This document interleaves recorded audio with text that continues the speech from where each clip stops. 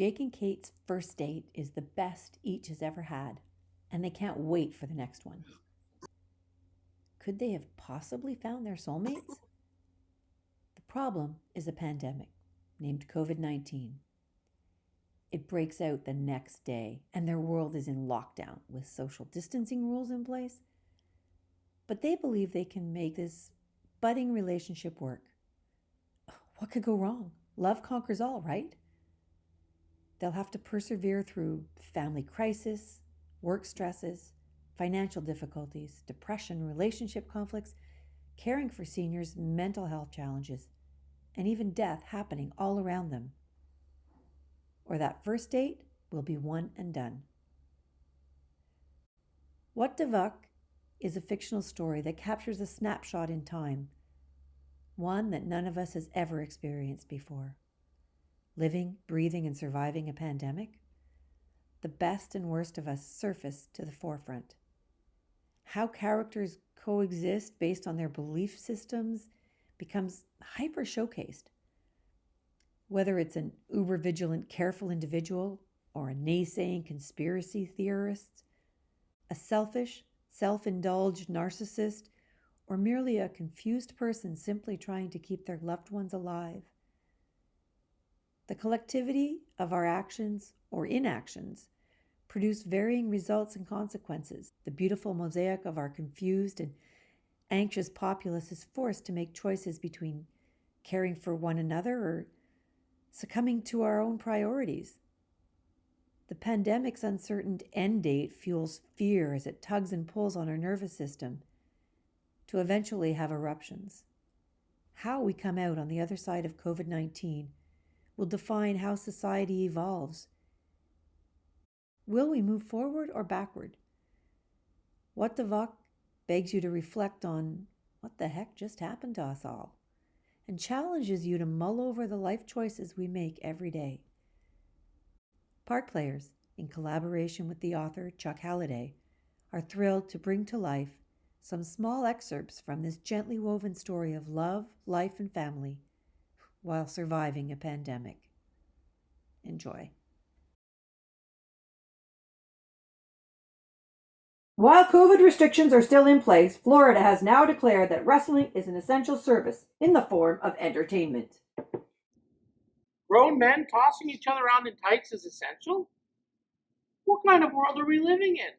Dear, I'm not sure what world we're living in now. You're right about that. And I don't know about wrestlers, but I could use a hug from my granddaughter now. That is for sure.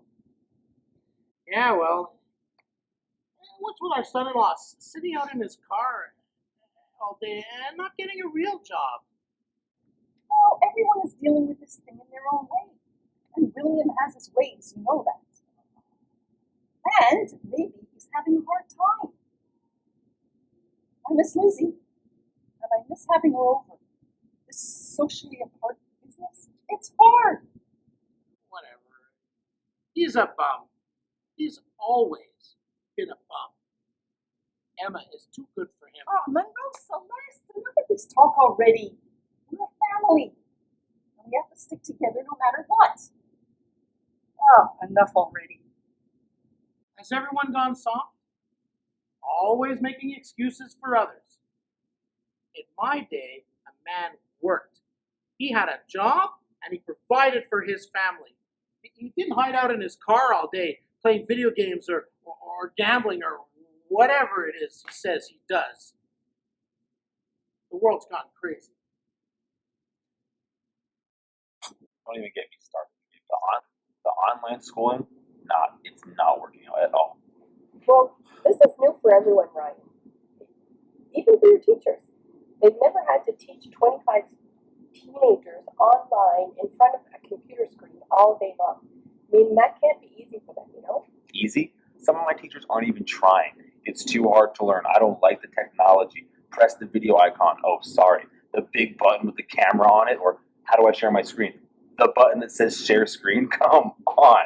Mr. Pastad has been telling us that we need to learn skills, but he can't even be bothered to learn himself. That's not fair. Not everyone has it easy with technology. Whatever, Mom. That's their job. They get paid to do that. I can't do anything. I can't can't see my friends. I can't go to the mall. I can't play any sports. I'm stuck inside, and you want me to feel sorry for them? Well, at least you can go to class and be in your room and play video games. They can go to work in their pajama bottoms if they want to as well. Nobody would do that, Ryan. Nobody would take the chance of being caught on camera. They're professionals. So naive, Mom, but okay. The worst part is, I'm not likely going to have a prom the way these rules are going. And you want me to give them a break? What about a break for me? A break for my friends? Who's looking out for us? I know this isn't easy for you, Ryan. Everyone is working really hard for us to get through this. But I want you to know, I see that you're trying.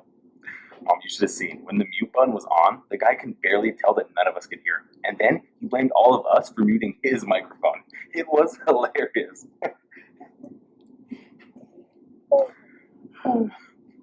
Listen, since school's ramping back up and it's your last year of high school, I think we need to reconsider this side job you took on. I think you should likely quit the job at the grocery store. No way. I finally have some money of my own. A real job. I can't just quit. Mom, they really like me, and I only get a certain amount of hours. No way am I quitting. I need to get out of the house, Mom. You know that. If I stay here, I can kill someone. I can't be in the house all the time. But honey, what if you go out there and you catch it and you bring it back here and you kill someone? Give me a break. That was low. Mom, stop trying to control everything and everyone. I need to live. Maybe I'll call Dad and stay with him for a bit then. Over my dead body. Hey, I love what you've done with your hair. The blonde is so cute on you. Okay, what about this new guy? What's the deal? Mom tells me you speak to him every night and she hears laughing coming from your room. Laughing? Kate Celeste, you are not a laugher. Details. Now. I really like him. There's something about him. I can't explain it. He just makes me feel happy. Like I feel better when I'm talking with him. It's like he has a way to just make me feel right. Like the world can and will be a good place. Are you in love? Of course not. We haven't even been on a second date. We've only talked on the phone. Like we haven't even. So I've done all those things with my husband and then some, and I feel nothing, absolutely nothing of what you've just described. I would rather have quality over quantity any day. Why wouldn't it work? It's a strange time and love works in mysterious ways. Well, it's not exactly a perfect time to fall in love. There's never a perfect time for anything. I mean, life happens. When it's something good, just go with it. Let it happen. It doesn't have to be perfect or complex or even planned. I mean, it can just be. Love is supposed to be simple. Tell me, Montreal, what do you think? Who is messing this up? What are we doing? Is it right or wrong? It's your turn to give the wake-up call to all those making decisions. Thanks for calling the wake-up call. What's your name? My name's Jake Enola, and you're a real jerk face. Jake, thanks for the insights, but I'm John, the show's producer. I'm thinking you want to speak to Landdo, the other jerk face. I'll get you on next if you like. Sorry, man. Yeah, sure. Next up is Jake. Let her rip, big guy. What's your take? I've never been a really big fan of your show, but I heard you this morning, and enough is enough. You blame the healthcare workers, government officials, people's individual decisions. You're complaining about everyone. Who gave you the right to be such a jerk? People are trying their best. Nobody has ever lived through anything like this before. There are no blueprints for this. And your insults? They're not helping the situation. Jake, is it? You're a bleeding heart. Kumbaya singing. Let's all get along. Peace and love. Ça va bien aller type of guy, right? You stepped up to the wrong dude, buddy. because of softies like you and other crybabies like Johnny Boy across the glass over there, our society is infected with a virus of political correctness. You want me to be nice? People are dying, and somebody needs to answer for that, Jake. Whom should it be, Jake? Nobody? You have a mom and dad, Jake? My mom passed away a few years ago, but I still have my dad. Imagine he dies, Jake. You want us to say, it's okay, it's life, it just happens. Nah, you would want someone to answer for his death if it was preventable. What do you do, Jake? Actually, right now, my work is temporarily shut down, but it's only... No work, Jake. Unemployed and now sucking off the taxpayers. How long should that last? My listeners are not interested in subsidizing you forever, buddy boy. What about your wife and kids, Jake? Well, I don't have a family, but that's not the point. Let's get this straight. An unemployed, unattached loner thinks I'm being mean. Well, buddy, get a life, because the rest of us want to get back to ours. People are dying, losing their jobs, and real Canadian families are struggling with decisions that are made by our leaders and people in positions of power. The decisions need to be the right ones and should be accountable for their choices, period. Thanks for the call, Jake. Call again anytime. Forget that. You're banned, loser. I, Landdo Prumt, will keep the fire at the feet of anyone who doesn't get the job done.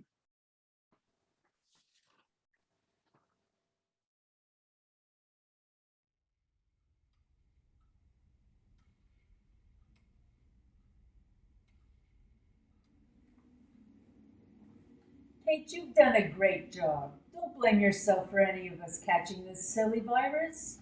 Nobody can be everything to everybody. Nobody. All of us living here know how lucky we are to be cared for by you and the staff. We're blessed to be under your supervision. Keep doing what you've always been doing. Nurture us, love us, care for us. Keep us safe just as well as you can. Thank you, Iris. You don't know what that means coming from you. I just feel like I've let you all down. I couldn't keep it from coming into our home. Sweetie, you've done everything that you can. I'll be all right. And don't be silly. I still need to meet that new hunk of yours.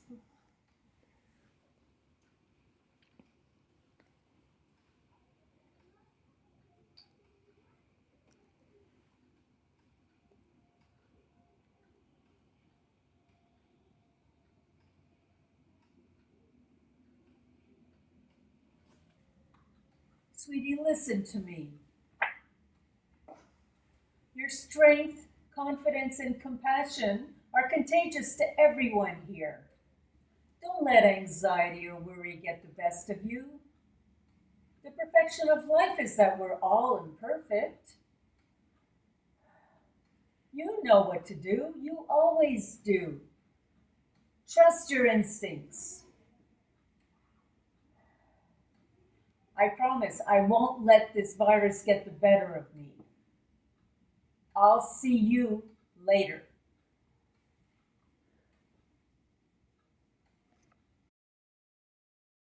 Jake has a new idea for his company to shift gears and turn a profit during COVID. He's excited after the idea takes off and his boss is impressed. More importantly, he's happy that he can now call his father and share this good news. Dad, I'm glad I could share this with you first. I see now. Who knows why this pandemic is here and how it's all going to play out eventually? But all of that is out of my control. But if I didn't come out of this with a new income, new expertise, or a new skill, it wasn't because I was lacking time. It was because I simply lacked discipline. It's my life, and it's up to me to make it work and find purpose. If I want to be a leader, then I have to lead. No more complaining, No more excuses. Just get it done. Thanks, Dad.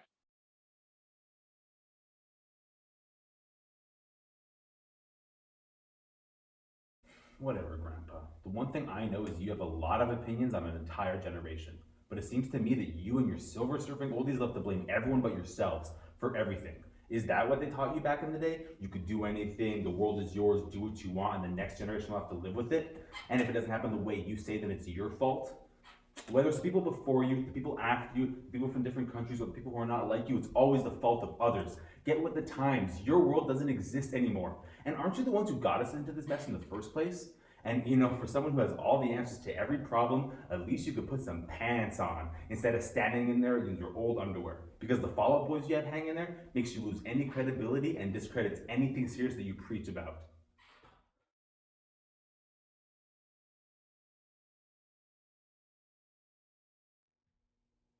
We are waging a war against an invisible enemy.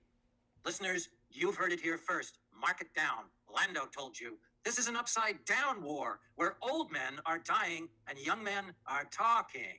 Hey, that's my line. We failed our seniors. Failed. We have had many long-standing deficiencies within our senior care system for way too long. This pandemic has simply exposed it with a shockwave of physical, mental, and emotional suffering. Our old men and women are dying because of the decisions made by young men and women, inexperienced politicians, and the generation of change. Our young people, the all about me XYZs, literally flaunt their disdain for the rule of law and the lives of older Canadians. This is a huge reason why our freedoms are now in jeopardy. We may have to wear a mask all the time or have our temperatures taken forcibly. Give me a break. The virus is worse than it should have been because of the young losers of society. Montreal is now the 7th deadliest city in the world. 7th in the world.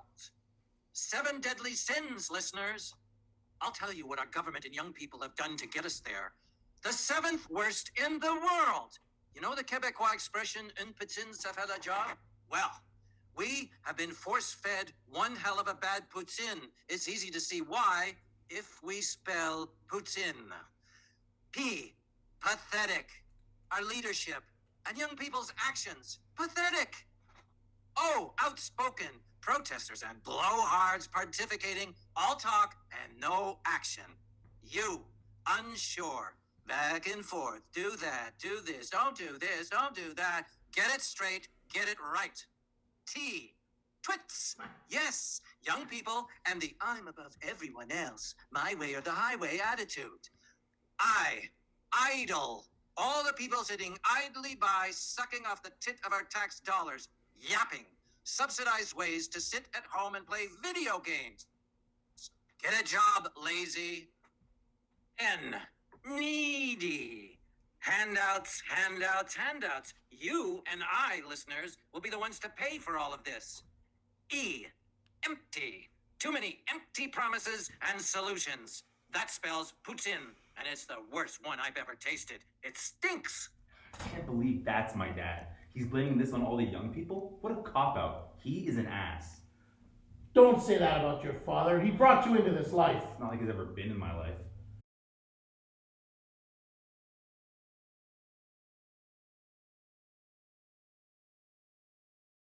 Buddy, you can't say no to me. It means 12 lovely ladies each. Let me in. She's your soulmate, this kid. You know it, and I know it. And she knows it. You can't stop talking about her. Like, you haven't even boned her, and you are infatuated with her.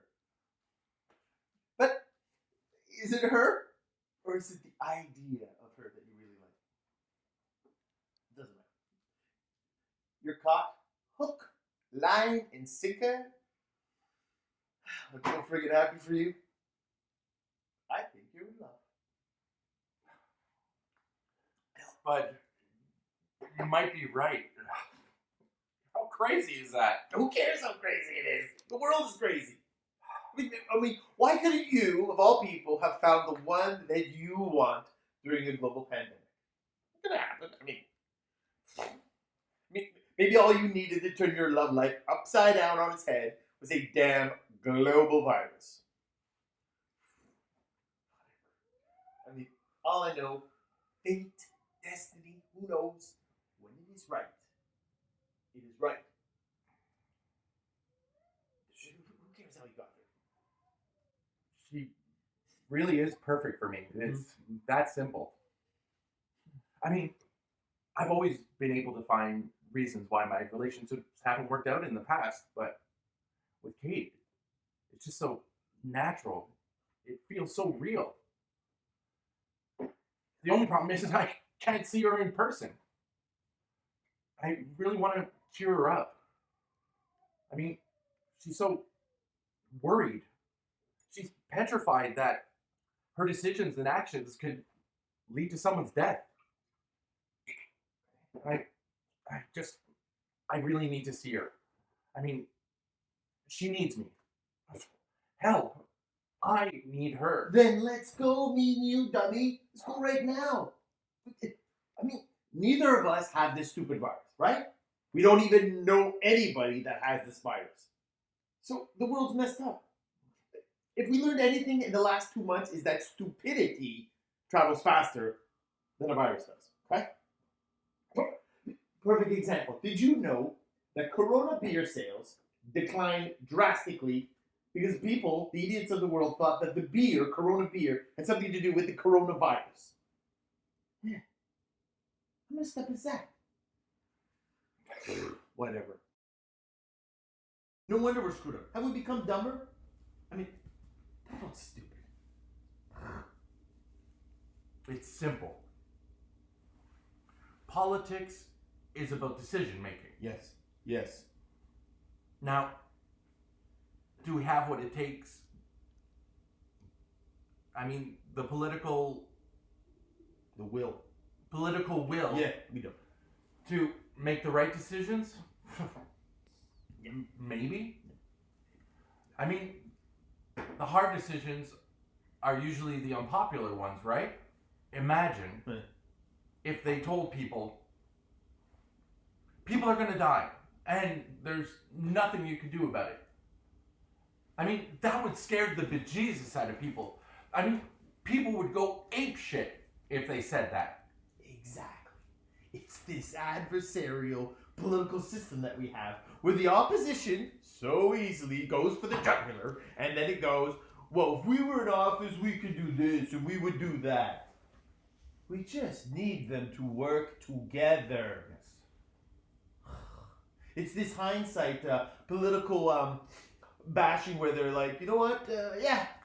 Hindsight. Yeah, we should have done that. It's nonsense.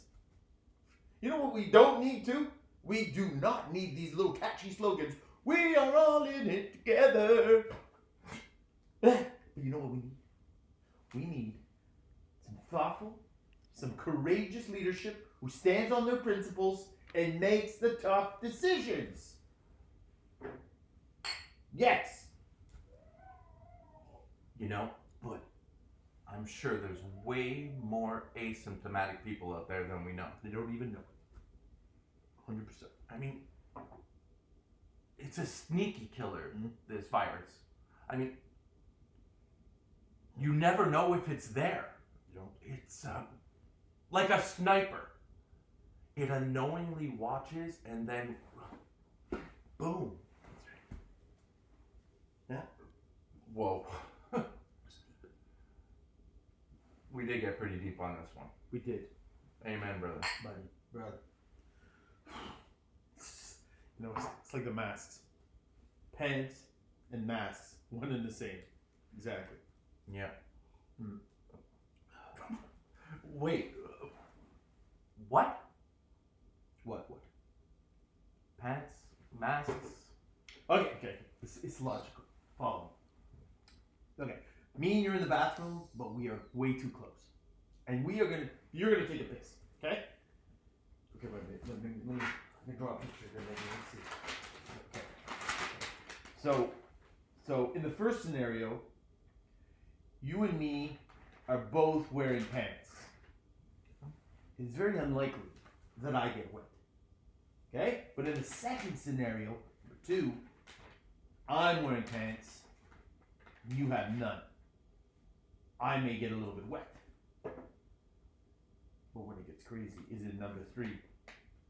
I'm not wearing pants, and you're not wearing pants.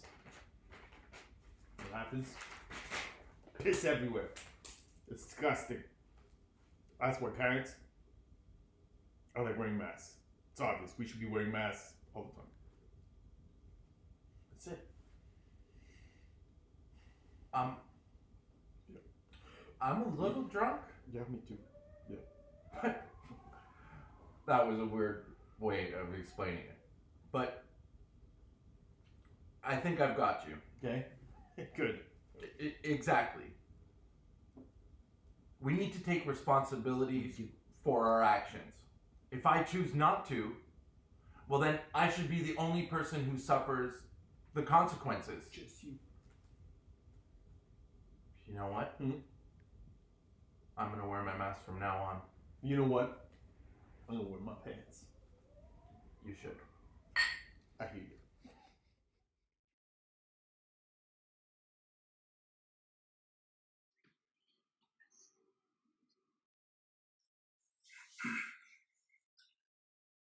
I have a story about my dad I'd like to tell.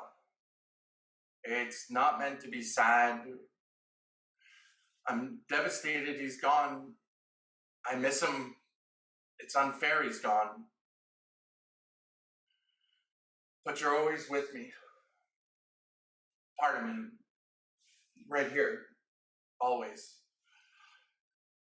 Yes, I have tremendous pain, but I also have enormous gratitude and hope. Why? My dad's story is about family, happiness, and perseverance. My father and I had our challenges along the way, and it's usually love that helped us through it. Love of oneself, love from friends and family, or love from your true love.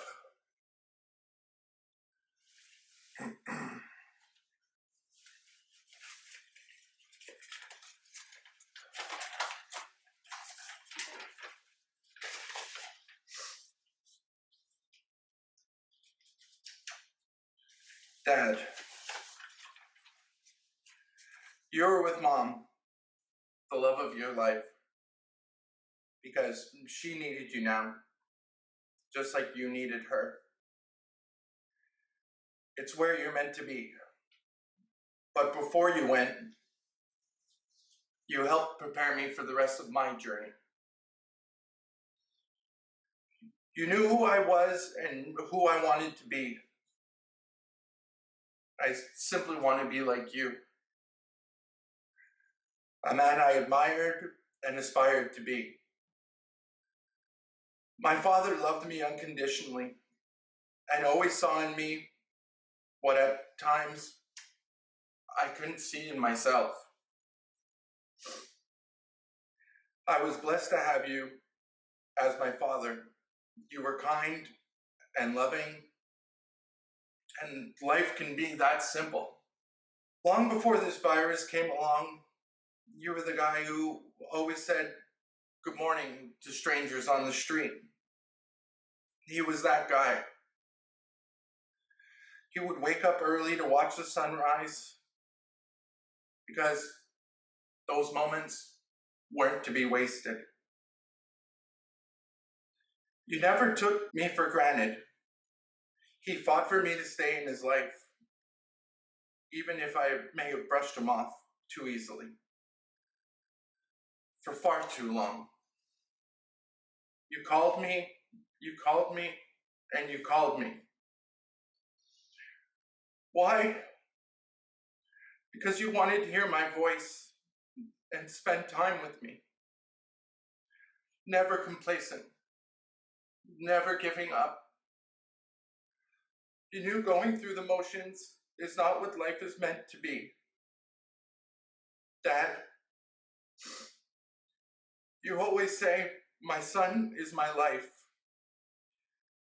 And you would sit every morning and watch the sunrise and think of me and talk with Mom.